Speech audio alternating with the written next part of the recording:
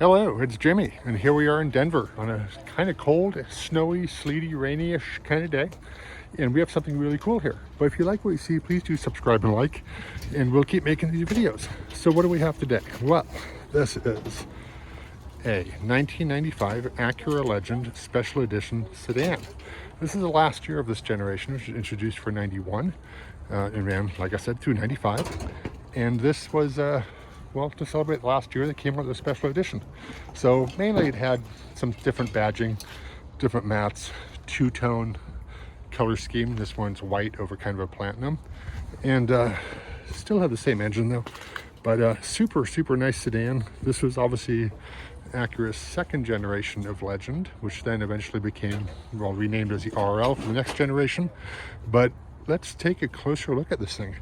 The styling is obviously typical 90s Honda, pretty, fairly conservative, but nicely styled, attractive. This is a roomy sedan. Acura was still kind of riding its heyday back then, and these are, well, quite appreciated for to be big semi-luxury sedans. Maybe not quite on the level of a top-line Lexus, but certainly respectable and definitely a step up from just a regular Honda. So, but in other parts of the world, these were actually known as Hondas. Acura didn't really make the jump to, well, wasn't known as Acura everywhere else in the world. Still isn't. It's still Honda. But yeah. Anyway, this is like I said, 95. Let's start back here since we're here, right? You had these nice big taillights. For the 94 generation, the Legend was, well, the Legend was actually spelled out across the trunk lid instead of just having a little badge. There were some other minor differences between the 91 and 93, 94, 95, but they all had a V6 3.2 liter. In this, I believe by this year, they went up to 230 horsepower, although originally it was about 200 horsepower. But we'll take a look at the engine in a minute. Looking in the trunk, it's a big spacious trunk. CD players over there. This would have been the toolkit. Underneath here, yep, still is the spare tire, probably the original one from Bridgestone. It's quite nice. Yeah, let's see. This one, it's amazing low mileage on this one too. So when we go inside, we'll check that out. Let's take a look at this. The windows are nice. It's definitely flush styling here.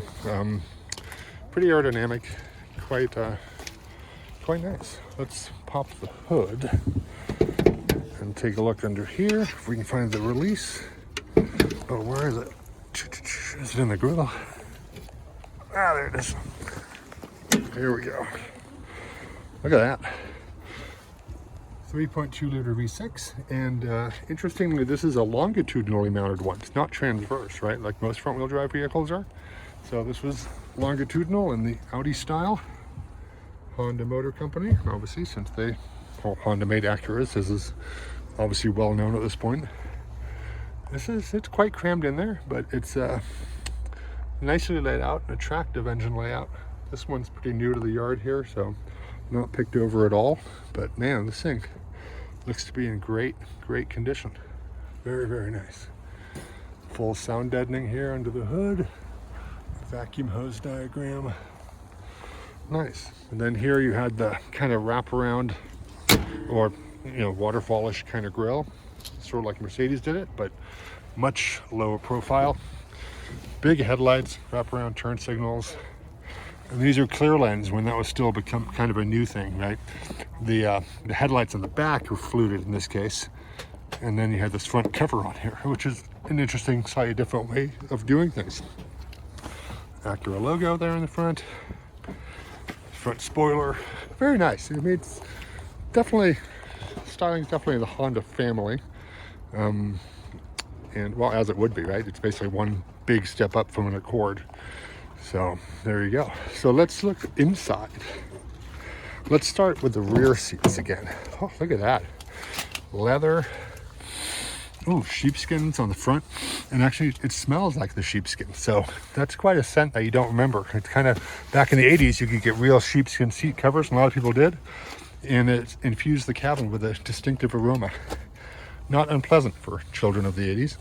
So look at this door panel here. You got the tufted or ruched, whatever, gathered leather there, wood, Nice soft up here. Individual ashtrays in the bottom, courtesy light. It's quite nice. And then you had map pockets on both sides. Big headrests in the back. Very comfortable looking seats. This looks like almost no one's ever sat back here. This thing's in great shape. The one discordant note on these Acuras is, just like the Honda, you use just kind of a vinyl headliner. So it's kind of, if this was cloth, it'd be quite a bit nicer. I guess it's pretty durable though. It's not falling down on your head or anything. So it's in good shape. You have a big sunroof in this one. Let's take a look at the front, because this is quite nice up here too. And here's obviously the door panel. You have memory seats on this. Nice. The locks. This is very familiar to anyone with a Honda. Quite nice. Your security system. Then in here, look at this. Wow. Nice steering wheel, leather wrapped. Airbag, obviously. Clear instrumentation. And this one only has 85,677 miles on it. That's amazing. These are easily 200,000 plus mileage cars. This one was obviously not used very much, but definitely taken care of. I mean, you've got the sheepskins and the leather seats are in excellent condition underneath. A little cracking there on the bolster, but that's to be expected, but no holes or anything. Really, really nice. So let's take another look here. So as you expect from a Honda, super clear instrumentation. Cruise control buttons here, sunroof openings right there. You got a 300 RPM red line on the tach, 140 mile/hour speedometer, premium unleaded fuel required, defroster switch, instrumentation lighting. Quite nice. Here you have the HVAC controls, very nice and high up. God, everything just feels really nice still. Then you have a Bose stereo down here, cassette with a CD changer on the back, ashtray, looks like it was never used. 4-speed transmission. Cup holders here in the center console. Does that go in? Yeah, it's kind of stuck out. I don't know if it opens. Can't get it open. I don't want to break it. But wow, super nice. And then down here you had fuel filler release, but not the trunk release. Interesting. I wonder if you needed the key for, oh no, here we go. Electric button for the trunk release. It's about when they started making the jump to that. You could get these in a manual too, which is quite the sporting option. But the vast majority, I believe, were sold with an automatic. Let's go take a look at the passenger side though, because we can take a look at the glove box and maybe some other stuff over there. Yeah, these cars were definitely legendary and really, really nice. I mean, this one's just probably the best condition one I've seen in years, if not decades. Look at this one. This one still has the Acura Legend Special Edition floor mat on this side. It's missing on the other side. And let's take a look here. Vents are nice. Airbag on the passenger side as well.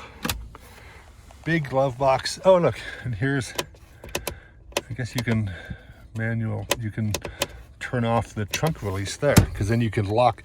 So you could turn off the trunk release, lock this, and then the valet or whoever could not get in from pushing that electric button over there, even if they had the key, if they had the valet key, because the valet key would not work on the glove box. But yeah, that's, man, this is really, really nice. Sun visors here, which are nice. It's interesting. This was kind of a cloth, almost a velour, but the headliner and the other side is a vinyl. And then just like Mercedes, got the little sun visor there in the middle. Very nice.